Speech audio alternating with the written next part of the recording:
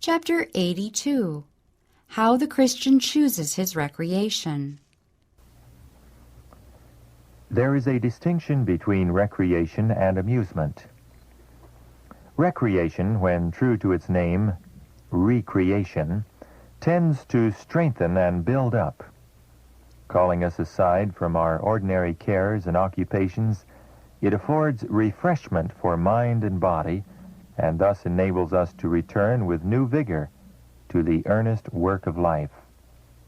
Amusement, on the other hand, is sought for the sake of pleasure and is often carried to excess. It absorbs the energies that are required for useful work and thus proves a hindrance to life's true success. Between the associations of the followers of Christ for Christian recreation and worldly gatherings for pleasure and amusement will exist a marked contrast. Instead of prayer and the mentioning of Christ and sacred things, will be heard from the lips of worldlings the silly laugh and the trifling conversation. Their idea is to have a general high time. Their amusements commence in folly and end in vanity. There is great need of temperance in amusements, as in every other pursuit, and the character of these amusements should be carefully and thoroughly considered. Every youth should ask himself, what influence will these amusements have on physical, mental, and moral health? Will my mind become so infatuated as to forget God? Shall I cease to have His glory before me? A rule by which lawful pleasures may be recognized. Let us never lose sight of the fact that Jesus is a wellspring of joy. He does not delight in the misery of human beings, but loves to see them happy. Christians have many sources of happiness at their command, and they may tell with unerring accuracy what pleasures are lawful and right. They may enjoy such recreations as will not dissipate the mind or debase the soul, such as will not disappoint and leave a sad after-influence to destroy self-respect or bar the way to usefulness. If they can take Jesus with them and maintain a prayerful spirit, they are perfectly safe. Any amusement in which you can engage, asking the blessing of God upon it in faith, will not be dangerous. But any amusement which disqualifies you for secret prayer, for devotion at the altar of prayer, or for taking part in the prayer meeting is not safe, but dangerous. We are of that class who believe that it is our privilege every day of our lives to glorify God upon the earth, and we are not to live in this world merely for our own amusement, merely to please ourselves. We are here to benefit humanity and to be a blessing to society, and if we let our minds run in that low channel that many who are seeking only vanity and folly permit their minds to run in, how can we be a benefit to our race and generation? How can we be a blessing to society around us? We cannot innocently indulge in any amusement which will unfit us for the more faithful discharge of ordinary duties. The welfare of the soul should not be endangered by the gratification of any selfish desire, and we should shun any amusement which so fascinates the mind that the ordinary duties of life seem tame and uninteresting. By indulgence in such pleasure, the mind becomes confirmed in a wrong direction, and Satan so perverts the thoughts that wrong is made to appear as right. Then restraint and submission to parents, such as Christ rendered to his parents, seem unbearable. There are many things that are right in themselves, but which, perverted by Satan, prove a snare to the unwary. As ordinarily conducted, parties of pleasure are a hindrance to real growth, either of mind or of character. Frivolous associations, habits of extravagance, of pleasure-seeking, and too often of dissipation are formed that shape the whole life for evil. In place of such amusement, parents and teachers can do much to supply diversions wholesome and life-giving. There has been a class of social gatherings in blank, parties of pleasure that have been a disgrace to our institutions and to the church. They encourage pride of dress, pride of appearance, self-gratification, hilarity, and trifling. Satan is entertained as honored guest, and he takes possession of those who patronize these gatherings. A view of one such company was presented to me, where were assembled those who professed to believe the truth. One was seated at the instrument of music, and such songs were poured forth as made the watching angels weep. There was mirth, there was coarse laughter, there was abundance of enthusiasm and a kind of inspiration, but the joy was such as Satan only is able to create. This is an enthusiasm and infatuation of which all who love God will be ashamed. It prepares the participants for unholy thought and action. I have reason to think that some who were engaged in that scene heartily repented of the shameful performance. Many such gatherings have been presented to me. I have seen the gaiety, the display in dress, the personal adornment. All want to be thought brilliant, and give themselves up to hilarity, foolish jesting, cheap, coarse flattery, and uproarious laughter. The eyes sparkle, the cheek is flushed, conscience sleeps. With eating and drinking and merrymaking, they do their best to forget God. The scene of pleasure is their paradise, and heaven is looking on, seeing and hearing all. Gatherings for amusement confuse faith and make the motive mixed and uncertain. The Lord accepts no divided heart. He wants the whole man. Many of the amusements popular in the world today, even with those who claim to be Christians, tend to the same end as did those of the heathen. There are indeed few among them that Satan does not turn to account in destroying souls. Through the drama, he has worked for ages to excite passion and glorify vice.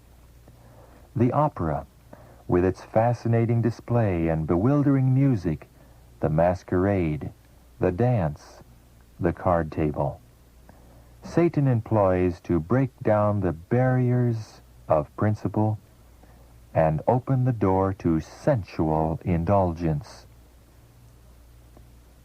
In every gathering for pleasure where pride is fostered or appetite indulged, where one is led to forget God and lose sight of eternal interests, there Satan is binding his chains about the soul.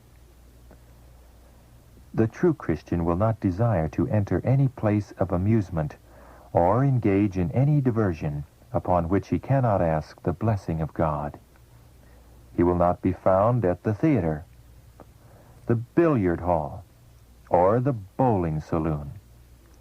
He will not unite with the gay waltzers or indulge in any other bewitching pleasure that will banish Christ from the mind. To those who plead for these diversions, we answer, we cannot indulge in them in the name of Jesus of Nazareth. The blessing of God would not be invoked upon the hour spent at the theater or in the dance. No Christian would wish to meet death in such a place. No one would wish to be found there when Christ shall come. Among the most dangerous resorts for pleasure is the theater. Instead of being a school for morality and virtue, as is so often claimed, it is the very hotbed of immorality. Vicious habits and sinful propensities are strengthened and confirmed by these entertainments. Low songs, lewd gestures, expressions, and attitudes deprave the imagination and debase the morals. Every youth who habitually attends such exhibitions will be corrupted in principle. There is no influence in our land more powerful to poison the imagination, to destroy religious impressions, and to blunt the relish for the tranquil pleasures and sober realities of life than theatrical amusements. The love for these scenes increases with every indulgence, as the desire for intoxicating drink strengthens with its use. The only safe course is to shun the theater, the circus, and every other questionable place of amusement. In many religious families, dancing and card-playing are made a parlor pastime. It is urged that these are quiet home amusements, which may be safely enjoyed under the parental eye. But a love for these exciting pleasures is thus cultivated, and that which was considered harmless at home will not long be regarded dangerous abroad. It is yet to be ascertained that there is any good to be obtained from these amusements. They do not give vigor to the body nor rest to the mind. They do not implant in the soul one virtuous or holy sentiment. On the contrary, they destroy all relish for serious thought and for religious services. It is true that there is a wide contrast between the better class of select parties and the promiscuous and degraded assemblies of the low dance hall. Yet all are steps in the path of dissipation. David's dancing in reverent joy before God has been cited by pleasure lovers in justification of the fashionable modern dance, but there is no ground for such an argument. In our day, dancing is associated with folly and midnight reveling. Health and morals are sacrificed to pleasure. By the frequenters of the ballroom, God is not an object of thought and reverence. Prayer or the song of praise would be felt to be out of place in their assemblies. This test should be decisive. Amusements that have a tendency to weaken the love for sacred things and lessen our joy in the service of God are not to be sought by Christians. The music and dancing in joyful praise to God at the removal of the ark had not the faintest resemblance to the dissipation of modern dancing. The one tended to the remembrance of God and exalted his holy name. The other is a device of Satan to cause men to forget God and to dishonor him. Card playing should be prohibited. The associations and tendencies are dangerous. The prince of the powers of darkness presides in the gaming room, and wherever there is card playing, evil angels are familiar guests in these places. There is nothing in such amusements beneficial to soul or body.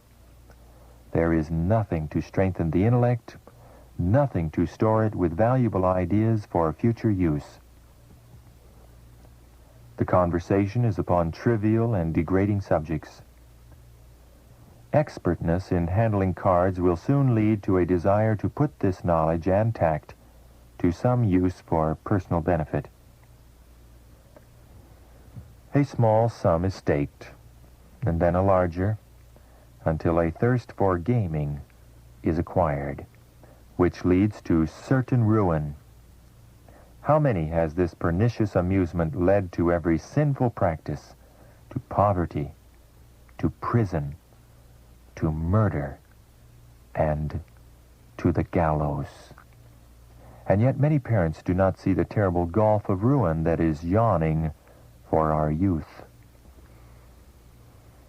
Professed Christians who are superficial in character and religious experience are used by the tempter as his decoys. This class are always ready for the gatherings for pleasure or sport, and their influence attracts others. Young men and women who have tried to be Bible Christians are persuaded to join the party, and they are drawn into the ring. They do not prayerfully consult the divine standard to learn what Christ has said in regard to the fruit to be borne on the Christian tree. They do not discern that these entertainments are really Satan's banquet, prepared to keep souls from accepting the call to the marriage supper of the Lamb and preventing them from receiving the white robe of character, which is the righteousness of Christ. They become confused as to what is right for them as Christians to do. They do not want to be thought singular and naturally inclined to follow the example of others. Thus they come under the influence of those who have never had the divine touch on heart or mind. You may see no real danger in taking the first step in frivolity and pleasure-seeking, and think that when you desire to change your course, you will be able to do right as easily as before you yielded yourselves to do wrong. But this is a mistake. By the choice of evil companions, many have been led step by step from the path of virtue into depths of disobedience and dissipation to which at one time they would have thought it impossible for them to sink. If you truly belong to Christ, you will have opportunities for witnessing for Him. You will be invited to attend places of amusement, and then it will be that you will have an opportunity to testify to your Lord. If you are true to Christ then, you will not try to form excuses for your non-attendance, but will plainly and modestly declare that you are a child of God, and your principles would not allow you to be in a place, even for one occasion, where you could not invite the presence of your Lord. It is God's purpose to manifest through His people the principles of His kingdom, that in life and character they may reveal these principles. He desires to separate them from the customs, habits, and practices of the world. Wonderful scenes are opening before us, and at this time a living testimony is to be borne in the lives of God's professed people, so that the world may see that in this age, when evil reigns on every side, there is yet a people who are laying aside their will and are seeking to do God's will. A people in whose hearts and lives God's law is written. God expects those who bear the name of Christ to represent Him.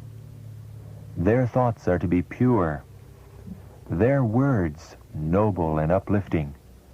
The religion of Christ is to be interwoven with all that they do and say.